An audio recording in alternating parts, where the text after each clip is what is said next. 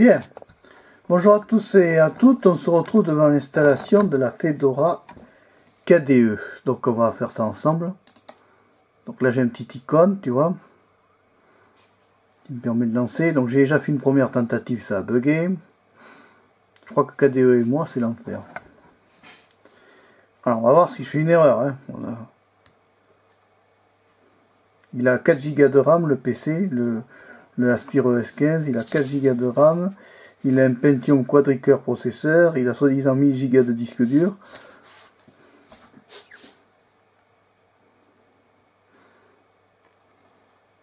Alors là on est d'accord, français, France, hein. Donc on clique sur continuer, on est bien d'accord, français, France. Tu cliques sur continuer.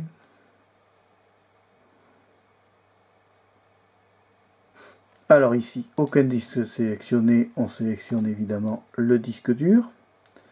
On demande une configuration de stockage automatique. Fait.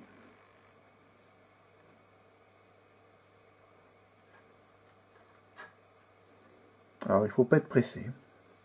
On est sur une clé USB quand même.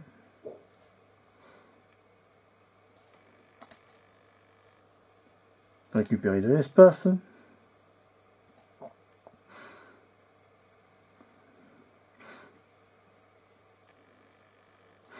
Donc là on va lui demander, on va récupérer ça, on va supprimer, on va faire ça, on va faire tout supprimer, Linux Netrunner supprimer, récupérer l'espace. Alors on arrive ici, alors déjà, clavier français, on est d'accord, partitionnement automatique c'est le mieux, moi j'utilise ça, création d'un mot de passe administrateur. Alors, c'est là que ça a planté tout à l'heure. Alors ici, pour ce qui est le mot de passe administrateur, c'est le root. Alors, on va mettre un mot de passe.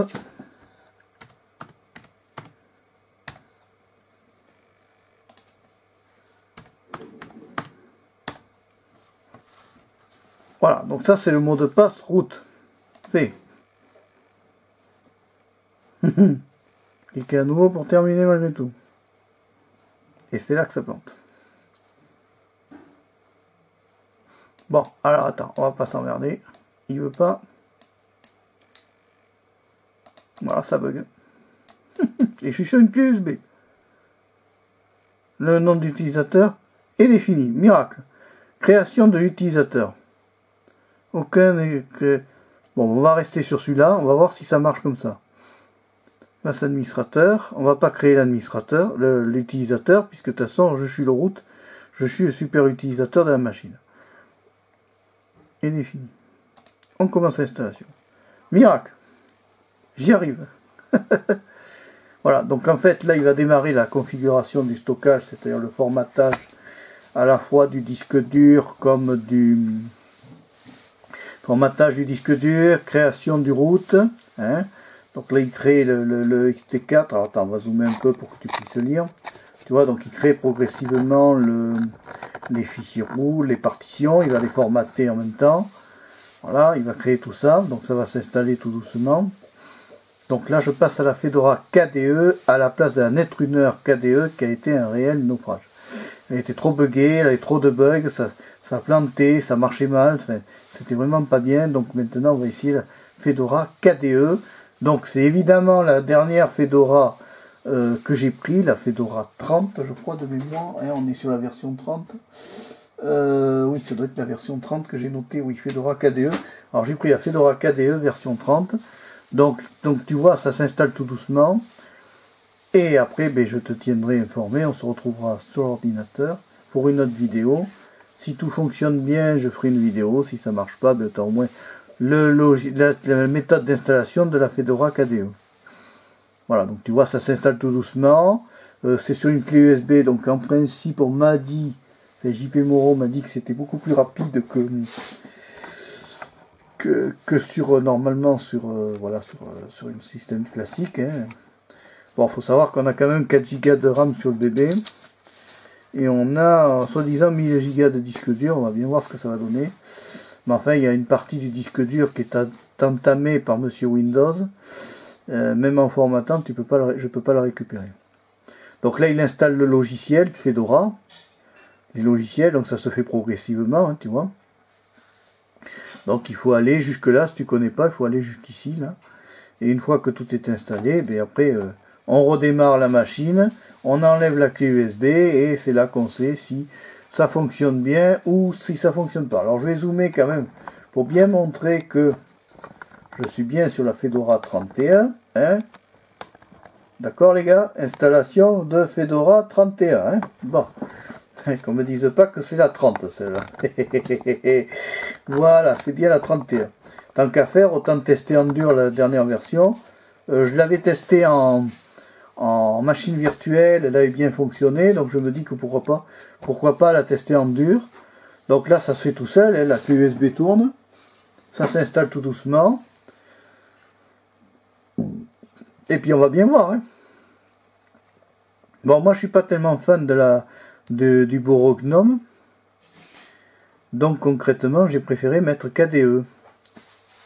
Qui était enseignement, si tu veux, KDE, l'ancien, le départ de mes connaissances en Linux. C'est-à-dire, moi, quand j'ai commencé sous Linux, c'était à l'époque, hein, on achetait une boîte, il y avait 8 CD, oui, il y avait 8 CD, 8 à 9 CD, et tu devais installer CD par CD, tu avais un premier CD de boot, et tu installais chacun CD dans ton lecteur, et tu installais ça tout doucement, hein, et on n'avait pas la DSL au départ, on ne téléchargeait pas les versions, on les achetait, parce qu'à l'époque c'était commercial, il n'y avait que deux qui étaient, si tu veux, directeurs, il y avait Mandriva, enfin Mandrake, anciennement Mandriva qui s'est rappelé, Mandrake qui s'est rappelé après Mandriva, puisque j'ai commencé sous la Mandrake 9.0, et après je l'ai suivi la Mandrake jusqu'à la 9.2, et à partir de la 9.2, quand j'ai vu qu'il y avait une clé de licence avec le système d'exploitation, ça a été terminé.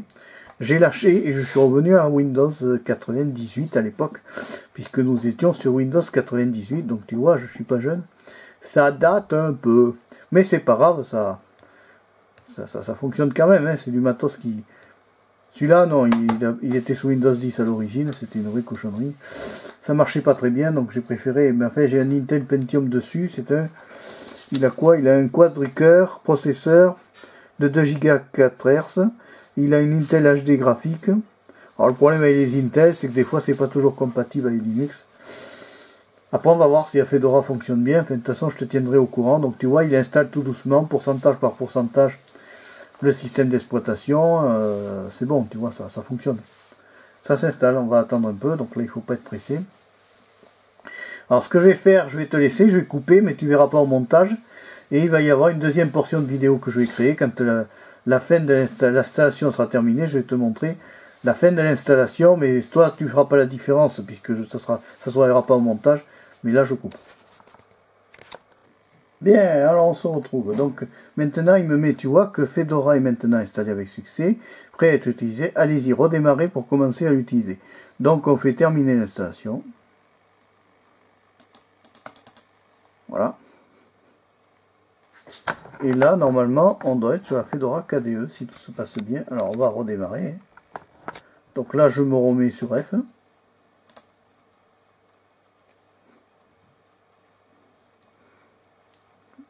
Je lui mets là, ici, Restart Computer. On va redémarrer. Alors, évidemment, à un moment donné, on va me demander Restart. Qu'est-ce qu'il me fait? Voilà, il s'en va. Donc on n'est pas loin de... Alors attends, la mise au point ne s'est pas faite, bien sûr, super. C'est flou. L'autofocus se fait pas. Oh la cochonnerie. C'est pas moi le flou, c'est l'autofocus de l'ordinateur qui veut pas... Bon, comment je fais moi?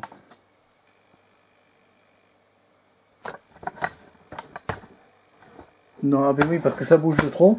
Ça bouge de trop, il peut pas faire la mise au point. Bon, c'est pas grave, il y a tout qui est ok, qui est vert.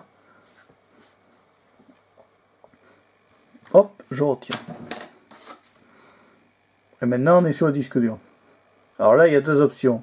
ou ça s'est bien installé et c'est nickel, ou c'est une catastrophe et ça refait le bug de démarrage. Alors ça, je sais pas pourquoi j'ai ça au démarrage. Pourquoi est-ce que j'ai un client Mac au démarrage sur un PC, Pas d'explication, hein. Sur un Acer Aspire, hein. Pourquoi est-ce qu'il a un client Mac? Ça me le fait à chaque distribution ou à chaque, même avec Windows ça le faisait. J'ai jamais compris pourquoi j'avais ça. Alors là, ouais, bon courage pour comprendre. Attends, on va l'axer un peu mieux. Voilà, on va faire comme ça. Donc là, j'avoue que là, j'ai pas d'explication là, tu vois. Bon, t'accélères, Loulou, là, parce que t'es pas un rapido, hein. Pourtant, tu te rends compte, il a quand même un Pentium, il a un Pentium quadricœur, hein, un N3700 de Giga 4, qu'est-ce que ça serait, hein? Pour un PC portable, il est quand même pas mal, hein. Soi-disant 1000 Go de disque dur, il a 4 Go de RAM. Je sais pas où sont passées les RAM, elles sont peut-être parties dans l'eau, hein. Voilà, alors il va redémarrer. Voilà, Fedora. Pourquoi est-ce qu'il me met deux versions? C'est quoi ce bazar? Quand tu veux. Est-ce que ça a passé ou est-ce que ça n'a pas passé? Oui, alors j'ai le logo Fedora. Alors ça me rappelle quelque chose. Ça te rappelle rien, ce machin qui tourne en rond là? Windows 10. C'est un peu le même principe, tu vois.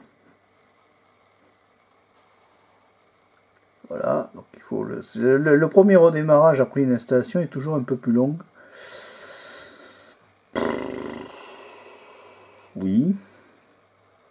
Allez, Loulou, courage.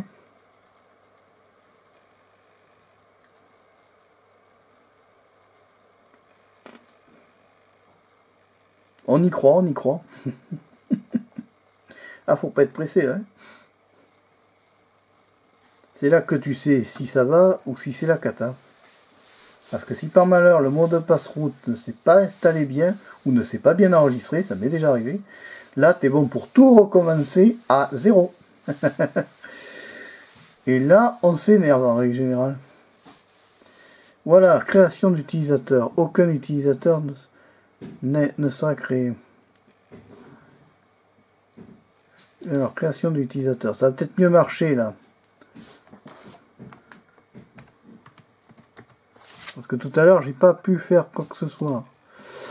On va finir ça.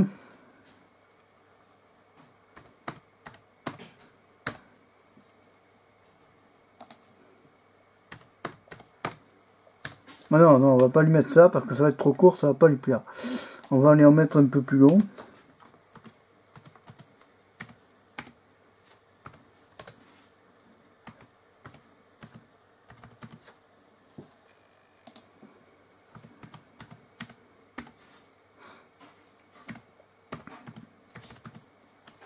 Voilà, ça y est. Fait.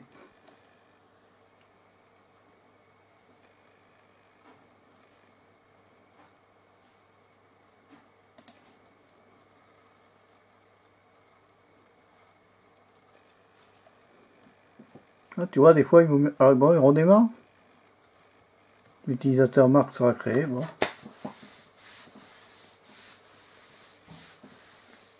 Bon, on va voir. Voilà, alors c'est là qu'on sait si c'est bon.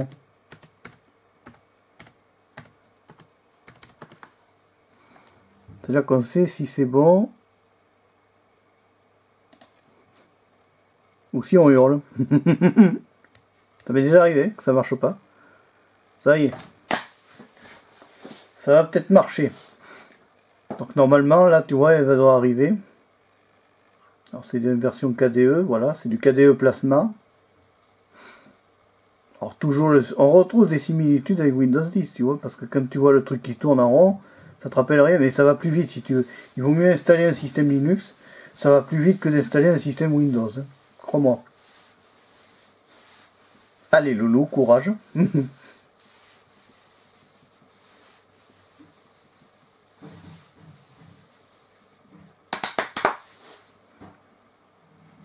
Alors c'est plus long, c'est normal, c'est un premier démarrage, hein.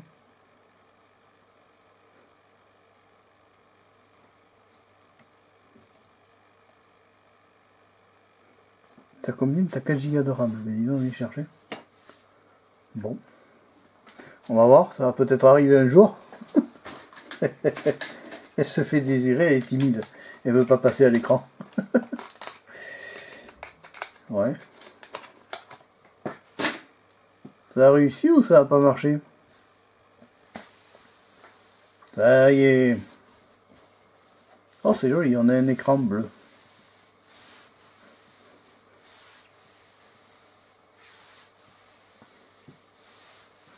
C'est pas rapide,